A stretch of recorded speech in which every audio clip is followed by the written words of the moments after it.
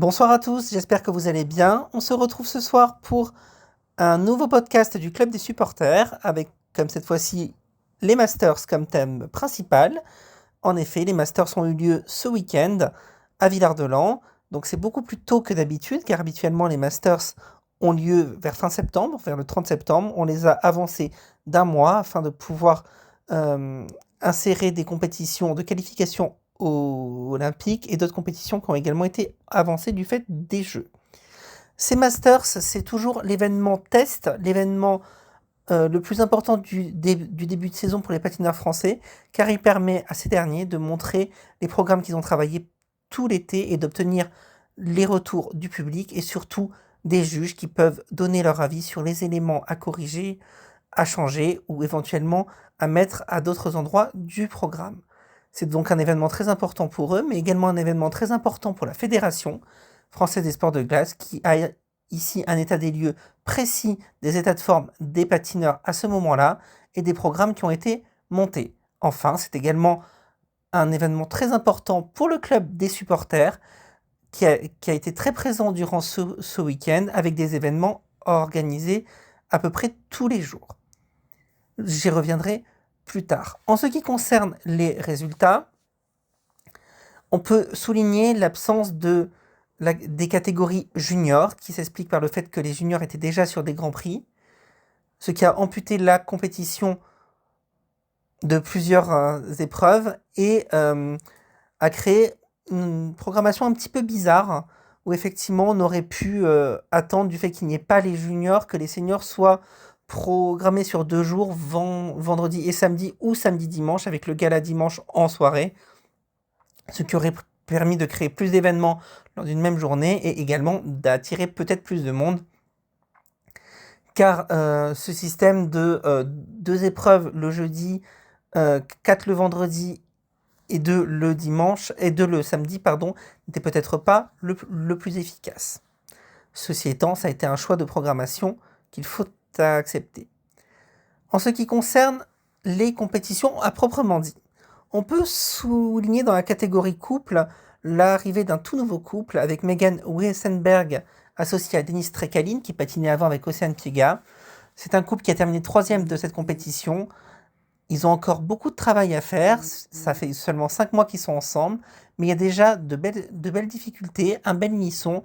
Il faut progresser bien sûr dans l'exécution des éléments. En tout cas, le club est très content pour Denis qui cherchait une partenaire et on espère qu'avec Megan, ils vont avoir un bel avenir. Deuxième place pour Aurélie Follat et Théo Bell, qui pour moi sont en plein progrès. Ils ont des programmes très ambitieux, très originaux, et ils progressent au fil des années dans l'exécution de leurs éléments. Enfin, on peut souligner la victoire des Kovalev, qui iront chercher dans 15 jours un quota qualificatif, on l'espère, pour les Jeux. Ils ont fait un très beau programme court. Dans le programme long, il y a encore quelques imperfections. On peut souligner néanmoins, pour une fois, la tentative de triple salco en parallèle, le deuxième saut parallèle qui leur manquait, et qu'ils ont tenté même s'ils l'ont échoué. Donc on peut souligner cette prise de risque qu'ils referont lors du tournoi olympique pour espérer se qualifier. On peut regretter par contre qu'il n'y ait que 3 couples engagés sur cette compétition. On espère qu'il y aura bientôt d'autres couples pour densifier ce plateau. Chez les garçons, une très belle victoire pour Kevin Emos, qui a semblé totalement libéré sur ses masters, sans aucune pression. Il venait pour travailler, il avait prévu de présenter un contenu allégé.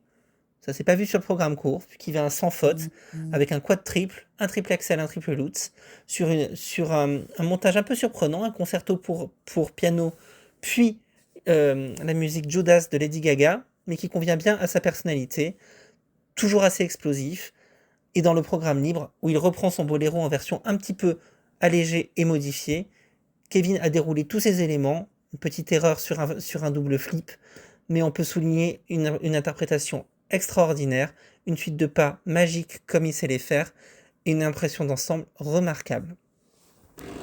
La deuxième place est pour François Pitot, qui fait une belle remontée. Il était 5e du programme court après un échec sur ses éléments. Il réalise un très beau quadruple salco dans le programme libre, même s'il y a un échec sur le triple boucle. François est en train de progresser lui aussi et il ira chercher dans 15 jours, on l'espère, le 3e quota olympique pour les Jeux. Déception pour Adam Siaoimfa qui termine seulement 3e de cette compétition. Ça peut s'expliquer par plusieurs choses. La première, c'est que malheureusement, il était malade au moment de ces 2 programmes. Donc il n'a pas pu s'exprimer comme il le souhaitait. La deuxième, et il a dit lui-même, c'est un manque d'attaque dans le programme court qui lui a fait rater son quadruple lutz et seulement un quad double au lieu du quad triple. Dans le programme libre, il a le mérite de tenter 5 quadruples, dont le flip et le lutz. Malheureusement, il y a 3 chutes et les 2 autres sont retournés, ce qui bien évidemment fait baisser la note technique d'à peu près 20 points et celle des composantes également au niveau de l'exécution. Adam a semblé quand même assez affecté par cette contre-performance, mais on lui fait confiance, c'est un champion. Il est tout à fait capable de rebondir dans 2 semaines au Lombardia Trophy face à Malinin et Kajiyama, avec une adversité incroyable. On peut également regretter, pour des raisons que l'on ignore, que ces 2 programmes n'aient pas été dévoilés lors des retransmissions vidéo. En ce qui concerne la catégorie dames, le même problème se pose que pour les couples, avec seulement 3 jeunes filles engagées et une invitée avec Jadovine, la patineuse belge. On peut regretter effectivement le manque de participantes, qui s'explique par le forfait de Maya Mazara qu'on ne verra pas de la saison, l'absence pour l'instant de Maë Bérénice Maïté et d'autres jeunes filles qui tardent à émerger. Dans ce contexte, Lauryn Shield signe une belle victoire après un programme court assez décevant où elle avorte sa combinaison. Elle se bat sur le libre avec 7 triples sauts, une erreur sur une séquence de sauts qui l'a fait chuter. On peut souligner son grand tempérament et sa grande fiabilité sur les sauts, mais ça manque encore un petit peu de glisse. En revanche, on peut souligner de vrais progrès sur la gestuelle, notamment au niveau des mains. Léa Serna, malheureusement pour elle, craque un petit peu après son programme court qui était parfait. Un programme court où elle a réalisé pour la première fois depuis 4 ans triple lutz, triple boucle piqué. Malheureusement, dans le programme libre, après une belle combinaison en ouverture, elle se crispe, elle rate le triple boucle, elle rate le 2e lutz, et certains sauts sont malheureusement incomplets. Et il y a également une faute sur une pirouette, ce qui fait que la note technique est très basse, et elle ne remonte pas suffisamment en composante pour espérer s'imposer. C'est une légère déception, mais on espère qu'elle saura très vite rebondir. 3e place pour Jadovine, la Belge, qui aura montré malheureusement des lacunes sur les sauts dans le programme libre, et notamment sur les triple lutz. Et 4e place donc pour Clémence Mayandou, qui tarde quand même à confirmer les espoirs qu'elle avait placés en elle au début de sa carrière. On peut souligner la réussite d'un triple flip, malheureusement elle chute sur le 2e. La danse sur glace était la grande catégorie attractive, avec le retour de Laurence Fournier-Baudry et Guillaume Cizeron. Un retour plus que réussi, puisqu'ils ont dominé les 2 épreuves, avec la danse rythmique sur Dépêche Mode qui a été très bien patinée, et surtout un très beau programme libre, très émouvant, avec de belles lignes, une musique prenante, la magie de Guillaume qui a opéré, et Laurence qui se met à son niveau pour une très belle prestation d'ensemble. Il devance donc Evgenia Lopareva et Geoffrey Brissot, qui eux ont été un petit peu en difficulté, notamment sur le programme libre avec des erreurs sur les twizzles et les pirouettes, mais ce n'était qu'une compétition de rentrée. On peut espérer qu'ils seront davantage prêts dans un mois. En revanche, Loïcia Demougeot et Théo Le Mercier sont eux très en forme comparés aux autres saisons. Ils ont réussi 2 très beaux programmes, dont un excellent libre sur la musique de League of Legends où ils terminent en 2e place. Un programme très original avec des éléments nouveaux et surtout une très belle rapidité d'exécution pour ce couple qui avait eu une saison dernière un petit peu difficile. On peut souligner également les belles prestations de Natacha Lagouge et Arnaud Cafa qui terminent 4e avec de très très bonnes notes pour un début de saison, et 5e place pour Marie Dupaillage et Thomas Nabé qui ont commis quelques erreurs mais qui ont notamment un très beau programme libre. Du côté du club des supporters, nous sommes très contents de ce Masters car nous avons réussi à organiser beaucoup d'événements. Le vendredi soir, un restaurant avec tous les adhérents qui étaient présents sur place, c'est-à-dire 16 personnes, ce qui est très bien pour un Masters.